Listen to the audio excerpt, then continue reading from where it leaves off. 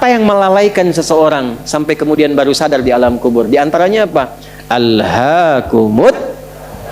Nah, terlalu tertambat hatinya dengan dunia. Harta.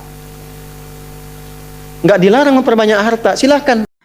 Assalamualaikum warahmatullahi wabarakatuh. Teman-teman seiman dan seagama dimanapun kalian berada, alhamdulillah pada kali ini kita akan membahas satu video yang dimana disampaikan oleh Ustadz Adi Hidayat tentang hal-hal sepele yang menyebabkan seseorang itu disiksa di alam kuburnya.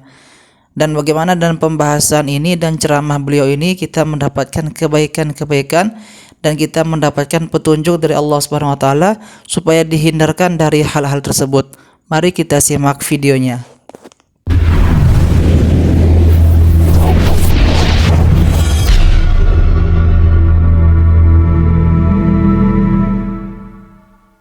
Apa yang melalaikan seseorang sampai kemudian baru sadar di alam kubur? Di antaranya apa?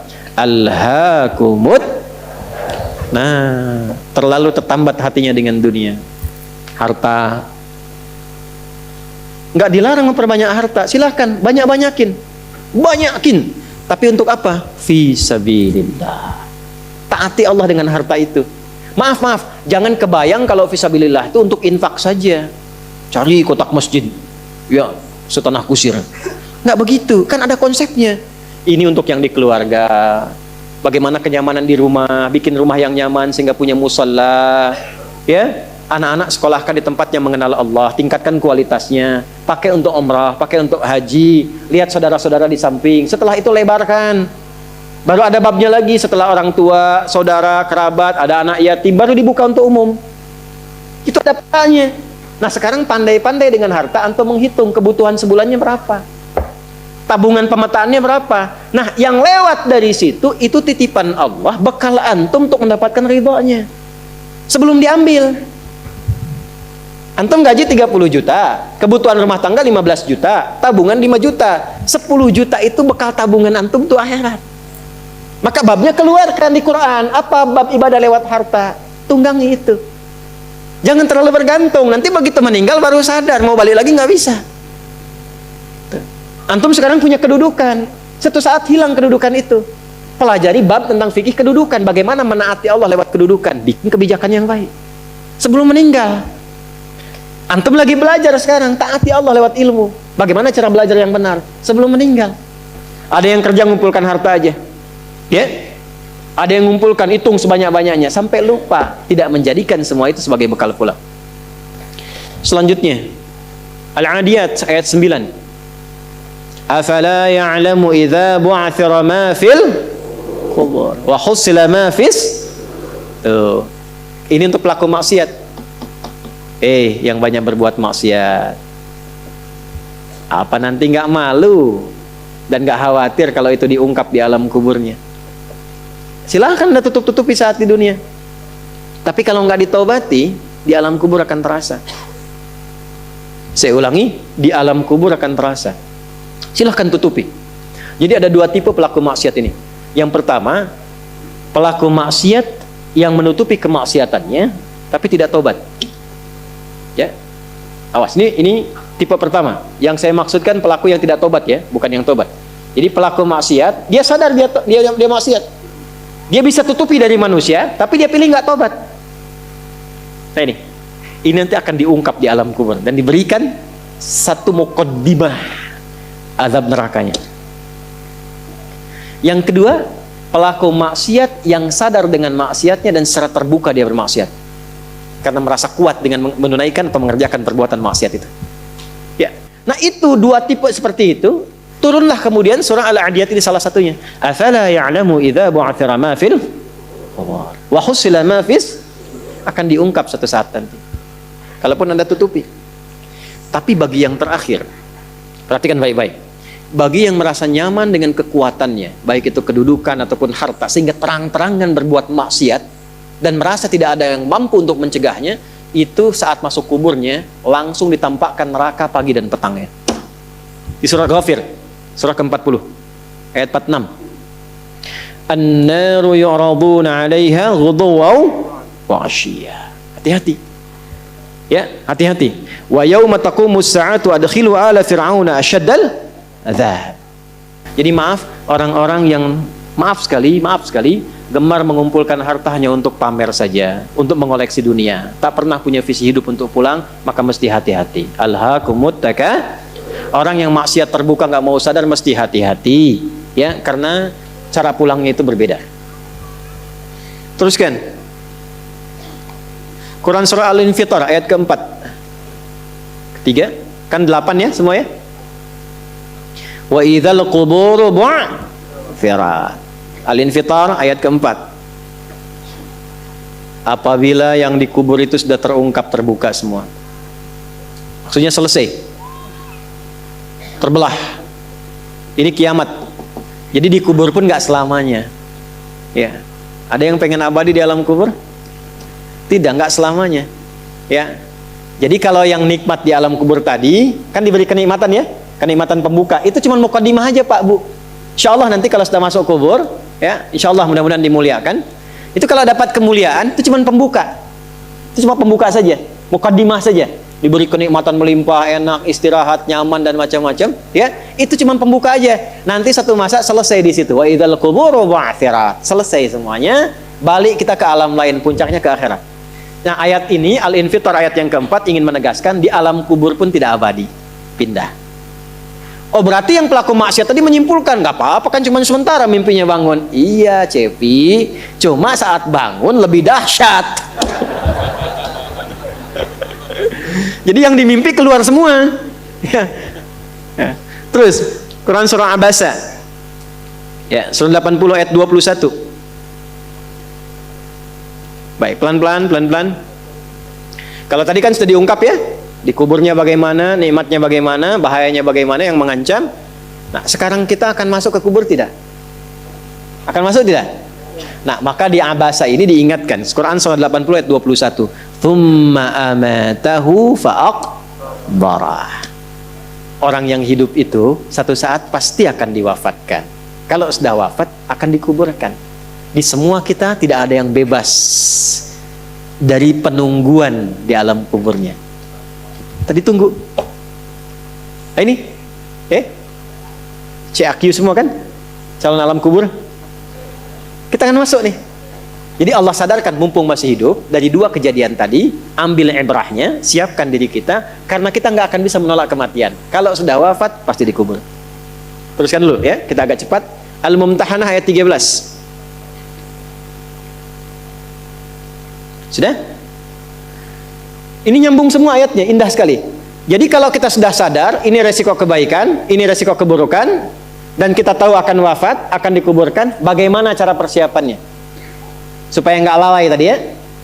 Maka Al-Mumtahanah ayat ke-13. Ya ayyuhalladzina amanu la tatawallaw qauman ghadiballahu alaihim. Qad ya'isu kama ya'isal kuffara min apa?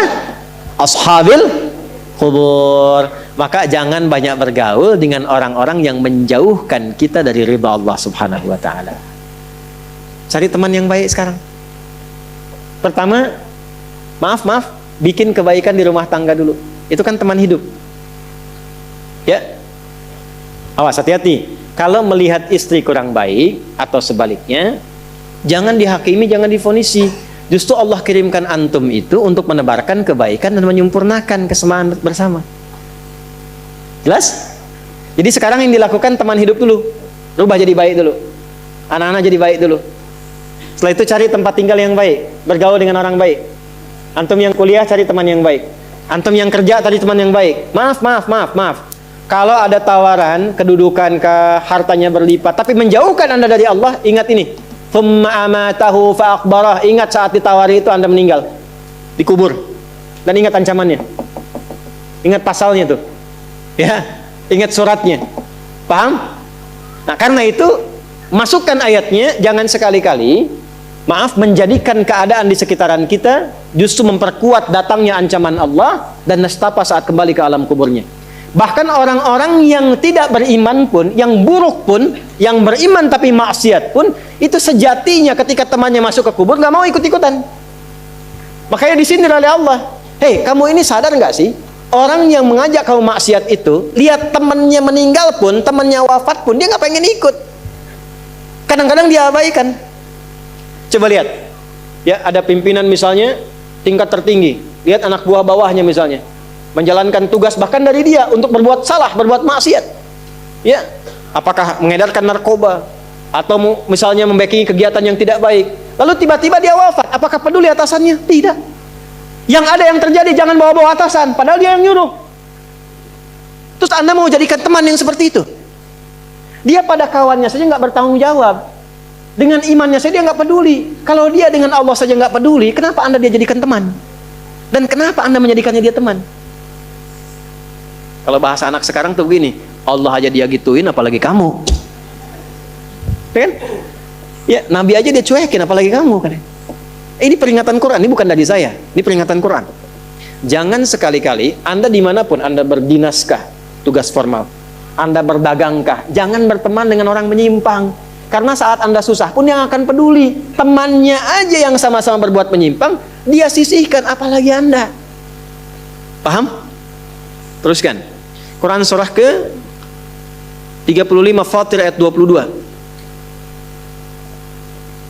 Wa ma yastawil ahya'u wal amwat innallaha yasma'u man yasha wa ma anta bimusmi'in man fil qubur. Kalau Anda masih belum sadar juga, kata Allah, hei, kamu ini masih hidup, masih punya harapan, masih punya bekal. Kalau sudah meninggal, nggak sama keadaan orang hidup dengan wafat. Mumpung kamu masih hidup, karena kalau sudah meninggal, temanmu yang meninggal pun kamu nggak bisa dengar suaranya. Cuma saya yang tahu keadaan di alam kubur. Karena saya tahu, kata Allah, dan saya punya Rahman dan Rahim, dengan sayang saya sampaikan kepadamu. Karena sayang saya. Ibu maaf, kalau ada anak misalnya ingin berbuat menyimpang, ibu cegah tidak? Kenapa? Karena ibu sayang. Karena itulah ibu saking sayangnya, maaf, jangankan anak lahir, di dalam saat dikandung pun bukankah dijaga dari yang mafsadat? Dijaga dari yang merusak. Ibu kalau sedang mengandung, mau nggak makan makanan yang kotor? Makanan yang merusak? Tidak kan? Kenapa? Karena sayang kepada bayi yang dikandung, janin yang terkandung. Di tempatnya pun disebut oleh Allah dengan rahim. Karena ada rahim, dijaga betul. Miring kanan susah, kiri susah, telungkup gak mungkin. Dijaga supaya apa? Supaya di dalamnya merasakan ketenangan. Karena apa? Karena ada tempat disebut dengan rahim. Nah, Allah itu sifat rahim melekat kepadanya. Karena sayang dengan kita, diingatkan. Bahasa bebasnya gini, karena saya sayang engkau dengan rahimku. Karena saya cinta kamu dengan rahmanku. Jangan sampai masuk kubur, kamu tersiksa, kamu nestapa. Karena beda antara hidup di dunia dengan kehidupan di kubur. Mumpung masih hidup, cari bekal. Karena engkau tak mampu mendengar apa yang terjadi dalam kubur. Jadi kalau tadi Allah sampaikan, jangan bergaul dengan yang begini, jangan terlena dengan yang seperti ini, itu karena Allah sayang dengan kita. Itu saja. Jelas ya? Ya, jadi kalau nggak sayang, nggak akan mungkin diingatkan. Teruskan. Al-Hajj ayat ke-7. Yang ketujuhnya Al-Hajj ayat ke-7. Wa anna as-sa'ata atiyatun la raiba fiha wa anna Allah yab'atsu man fil qubur. Tapi jangan khawatir, sekalipun engkau masuk ke alam kubur, kata Allah, karena sayang, aku pesankan berbekal dari sekarang. Di alam kubur aku penuhi nikmatku kepadamu. Tapi itu cuma sementara. Besok-besok selesai, aku bangkitkan semua kalian, aku tepati janjiku untuk memberikan surga kepadamu. Karena itulah orang yang baru mau meninggal dalam sakaratul mautnya, kalau benar dia mengikuti apa yang Allah pesankan dari ayat-ayat tadi, maka Allah berikan pendahuluan sebelum masuk kubur. Ditampakkan bahkan surganya di hadapannya, dimasukkan dalam golongan hambanya, ditenangkan saat wafatnya. Ya ayyatuhan nafsul mutmainnah, irji'i ila rabbika radiyatan fadkhuli fi wadkhuli. Nah, jannahnya ditampakkan. Terakhir At-Taubah ayat 84. Quran surah At-Taubah ayat 84. Kalau ada orang yang tidak peduli dengan peringatan ini 7 ayat nih, itu pesannya. Ini bukan ilmu taati ya, untuk mengingatkan saja. Kadang kita sulit sih, tapi kalau antum ngambil jurusan yang sama, itu insya Allah mendapatkan kenikmatannya. Contoh begini misalnya, kenapa ada ayat di Quran itu jumlah bilangannya sama, serupa dengan lawannya? Malaikat disebutkan 88 kali, setan disebutkan 88 kali. Nah, lawan tugas malaikat itu setan. Malaikat membisikkan kebaikan, setan memprovokasi keburukan. Jumlahnya sama. Karena setiap hari pun kita nggak akan bebas dari dua bisikan itu, baik atau buruk. Nah ini, kenapa ayat pengingat alam kubur dan kehidupan dunia 7 kali? Salah satu pesannya adalah karena kita 7 hari beraktivitas selama hidup di bumi itu. Maka diingatkan setiap hari. Maka setiap hari itu mesti ingat kematian. Sebelum tidur istighfar, siap nggak bekalnya, lihat temannya, selamat nggak keluarganya, ya. Maaf, izin, maaf sekali, saya berulang kali minta maaf nih, ya, berulang kali. Ada seorang suami saleh, istrinya salehah luar biasa. Satu kali suaminya karena kelelahan, bangunnya agak terlambat, alhamdulillah. Biasanya jam 3, ini setengah 4 bisa. Itu istrinya bangunkan sambil bersenandung. Pak, sayang, cepat bangun Pak, perjalanan kita masih panjang, sedangkan ajal semakin mendekat. Sedangkan para musafir sudah punya banyak bekal di depan kita mesti nyusul mereka. Bangun Pak. Itu Masya Allah kalau pakai bahasa Arab indah sekali. Pak, ajal itu mendekat kepada kita, sedangkan perjalanan masih panjang. Teman-teman kita sudah di depan, bekalnya banyak sekali. Maksudnya apa? Teman-teman kita sudah ada yang hafal Quran, sholatnya nggak putus, malamnya banyak tahajud, puasanya nggak putus, sunnahnya dikerjakan. Kita ini ya Allah, mau bangun tidur aja susah ya Allah, mau tahajud aja susah. Sementara ajal datang semakin dekat. Pak, bangun Pak, bangun Pak. Takutnya kita meninggal malam ini, kita nggak bisa menyusul teman-teman kita yang sudah di depan. Itu istri bangunkan suaminya. Ada lagi yang suami mau kerja, dibisikin istrinya, Pak, jangan sampai cari yang haram ya. Papa nggak bawa apa-apapun ke rumah di hari ini, kami keluarga akan sabar. Mama akan tenangkan pada keluarga supaya sabar. Tapi Pak, kami nggak akan kuat merasakan sedetik pun di neraka jika Papa bawa yang haram ke rumah. Masya Allah. Nah ini disebutkan pengingat itu 7 kali. Di 7 ayat berbeda untuk mengingatkan setiap hari ingat wafat. Setiap hari ingat pulang. Setiap hari kita akan mengalami suasana di alam kubur. Jangan sampai meninggalkan dunia dalam keadaan yang terancam. Kalau masih nggak sadar juga dengan pengingat ini, muncul ayat ke-8. Muncul ayat ke-8. Di At-Taubah ayat 84. Tempatnya pun At-Taubah. Ngajak taubat dulu sebelum diingatkan. Tapi dasar karena nggak pengen taubat juga, maka munculnya ancaman. Kalau ada yang masih nggak peduli, bahkan ada orang Islam yang masih bertahan dengan keburukannya, menampakkan ke orang lain dengan sifat nifaknya, maka turun ayatnya. Wala tusalli ala ahadim minhum mata abada. Wala taqum ala qabri. Tuh. Allahu akbar. Innahum kafaru billahi wa rasuli wa matu wa hum fasiqun. Kalau ada yang masih begitu, dan Anda lihat diingatkan susah, masih menampakkan kemaksiatan, Allah langsung memberikan ancamannya. Kalau dia bertahan demikian sampai dengan wafat, nggak usah disolatkan. Jangan sampai berdiri di depan kuburnya katanya. Kurang apa lagi? Tiap hari diingatkan, 7 kali, 7 hari beraktivitas, 7 kali diingatkan, diberikan kasih sayang, diarahkan pada yang benar, ditunggu sampai tobat, tapi masih mengancam, masih menampakkan kehebatannya sampai dia wafat. Maka peringatannya apa? Orang-orang yang sengaja menantang berbuat maksiat, menghalalkan dosa yang besar, itu dihukumi oleh Quran. Kafaru billah. Yang menghalalkan dosa besar itu dihukumi kufur. Tapi jangan sembarangan, ya, jangan sembarangan menghukumi. Karena ada yang punya otoritas di situ. Nggak boleh Anda sembarangan, ini kufur, ini togut, ini nggak boleh. Nggak boleh. Ada yang punya otoritas. Dan ada yang paham fikihnya. Nggak boleh sembarangan. Hati-hati kalau ada aliran mengajak Anda, ini togut, ini aja, bunuh aja, tembak aja, tinggalkan itu. Tinggalkan. Karena ada yang punya otoritas untuk menentukan klasifikasi mana yang benar, mana yang salah, mana yang ini, mana yang begitu. Jangan sampai terbawa pada aliran demikian. Jelas ya? Baik. Tapi kalau ada yang nekat berbuat maksiat sampai wafat, kata Allah, Nabi pun sampai dilarang. Jadi ini ayat turun tentang Abdullah bin Ubay bin Salul yang hidupnya mengaku muslim tapi banyak sekali menyakiti Nabi. Banyak berbuat maksiat, bahkan merencanakan pembunuhan kepada Nabi. Ditampakkan oleh Allah, begitu Nabi ingin menampakkan sisi kemanusiaan dengan menyolatkannya, turunlah ayat ini. Jangan disolatkan Muhammad. Jangan disolatkan. Biarnya sama teman-temannya. Jadi biasanya orang munafik ketemu munafik lagi. Ketemu munafik lagi. Hati-hati. Jangan sampai yang menyolatkan itu sesama munafik, sama perbuat maksiat. Orang Islam dilarang yang beriman yang baik, bahkan wala taqum ala qabri. Ke kuburnya pun jangan diantar. Jangan berdiri di depannya. Jangan sampai terancam demikian. Karena itu kalaupun ada yang nampak ciri-cirinya, kita doakan supaya kembali ke jalan yang benar. Kita tunjukkan kebaikan dengan lemah lembut, supaya dengan itu sadar dan menjadi bagian dari orang-orang beriman yang mendapatkan ridha Allah Subhanahu wa taala. Apalagi kalau itu bagian dari keluarga. Paham?